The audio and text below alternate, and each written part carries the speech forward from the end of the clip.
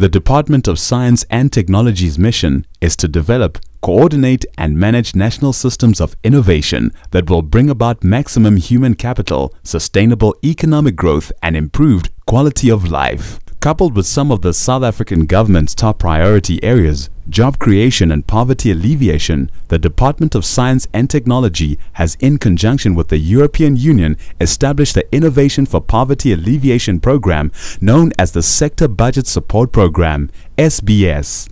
The partnership entails the transfer of 30 million euros to the DST from 2008 to 2013 in support of DST's poverty alleviation initiatives.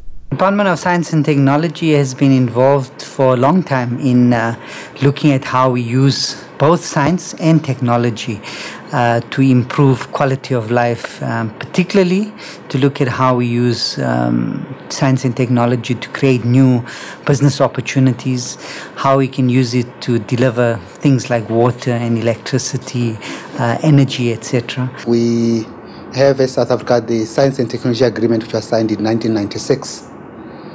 Making it actually the longest agreement we ever had with the European Union as a country. Poverty is also not about just, food and water. A very important definition of poverty is improving people's opportunities in life.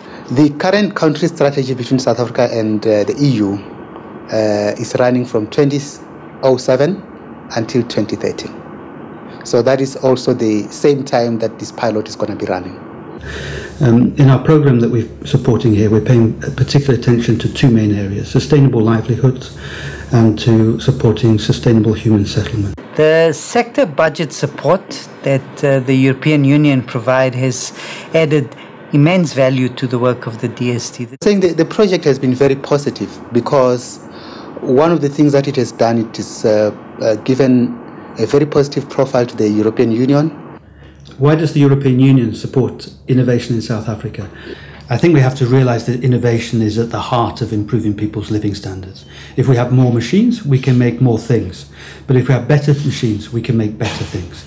I think this is the simple fact that earned Robert Solow the Nobel Prize in 1987, when he realized that innovation was at the heart of improving people's well-being. So by the EU getting involved, it actually truly reflects their commitment to the development of South Africa.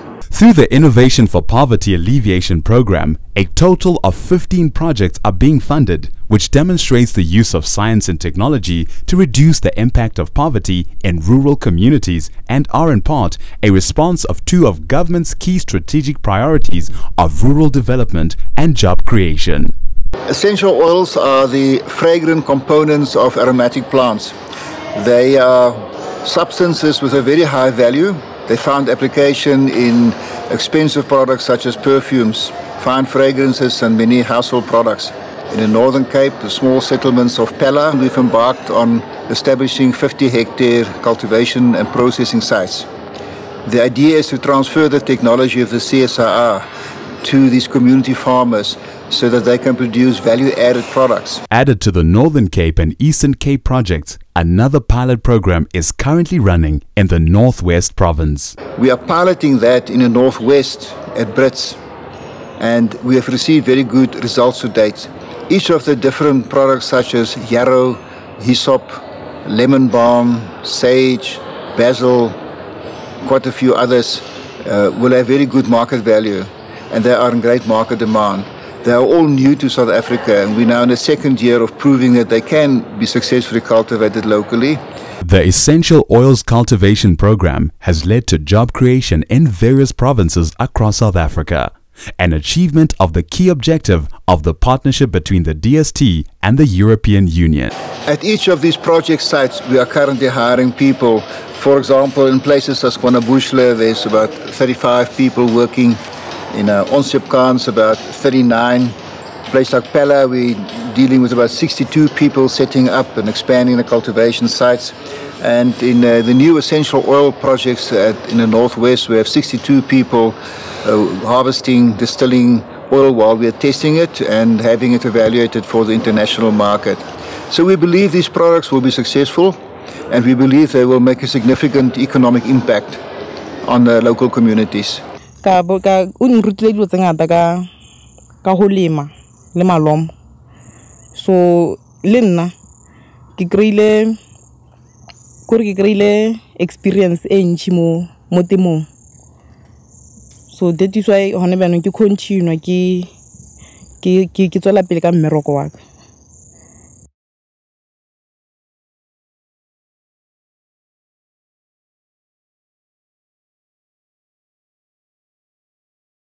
Another successful project run by the CSIR through the sector budget support is the Wireless Mesh project, which is about connectivity in the rural areas in order to avail the internet to these communities. The Wireless Mesh has connected 220 sites, of which 185 of these are schools, the rest are clinics, government facilities and the community internet cafes as well. Village operators are key to the successful implementation of the Wireless Mesh project. The role of the village operators is to maintain the cluster. In other words, the schools that form part of the mesh network. These are the schools that we have installed wireless internet to them. They are the guys are the ones who are taking the responsibility of maintaining those schools. Here in our office, we are currently providing internet to our community, doing photocopies, invitation cards, and all other desktop activities. My name is Nombulelo. I'm the one who's responsible for this cluster. This cluster is called Vezubushle. Since it was connected, I'm the one who's responsible for the internet. If the network is working properly, if the school is experiencing any challenges with the network, if maybe there's a lack of knowledge there and there, I'm the one who's responsible to help them and show them how to use the network. And what makes wireless mesh quite great is that you do not need a lot of startup capital to start building the network. You basically connect with wireless mesh from one building to another building and organically grow a network from the bottom up. SPS brought a very unique opportunity to us to bridge the gap from just the research and technology development into actually applying it at large scale for a large scale demonstrator. And this is what we've now set up in the rural area of Ngangala and Sekhukhune, which is in the Mpumalanga and Limpopo of provinces. With regard to the program which has been installed in our school, I think it's very important. Important in the sense that we are able to access Tudong, which is an educational portal whereby we can access the question papers, the lesson plans, the memoranda, and other stuff, which is very important for our learners. As learners, we have access to the internet, and it helps us a lot. We use the internet as a form to get stories on the internet, like overseas stories and African stories that really help us a lot. We also get information from the internet. The kind of applications that we see that's very popular in the rural areas is entertainment, research. They want to get news, but jobs seem to be the most predominant thing that people would search for on the internet in the rural areas. We've also seen direct job creation in the form of the 18 village operators that have very good jobs. This is knowledge-intensive jobs. It's very gratifying type of jobs where they can see they make a difference. But we've seen that they started other businesses around this internet. Some of the village operators have started internet cafes, and they've appointed people in the internet cafes. The village operators have helped other businesses also to register online as businesses, which expand the secondary job creation again. And we've seen some of the village operators putting the schools online, which is also good for the school. So the plan with the wireless mesh is this is a demonstrator to show to people how this can work in rural areas. We're busy with the final phase where we're going to replicate what we found here in the Northern Cape, which is a lot more rural, sparsely populated area, specifically the area of the John Taholo Gaetsewe district, or the area basically around Kuruman. With all these successes recorded, It is inevitable that the DST and EU partnership can only be further fortified, leading to more being done for the communities and more lives changed for the better.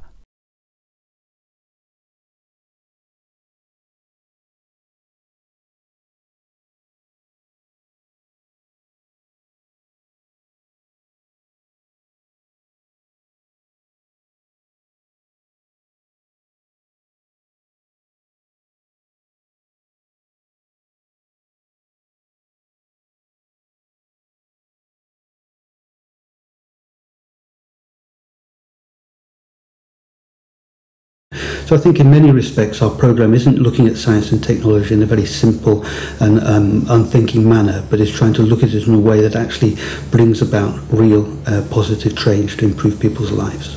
What about the future? Well, I think there are two main elements to the future. I think there's the continued dialogue and discussion that can take place on science and technology.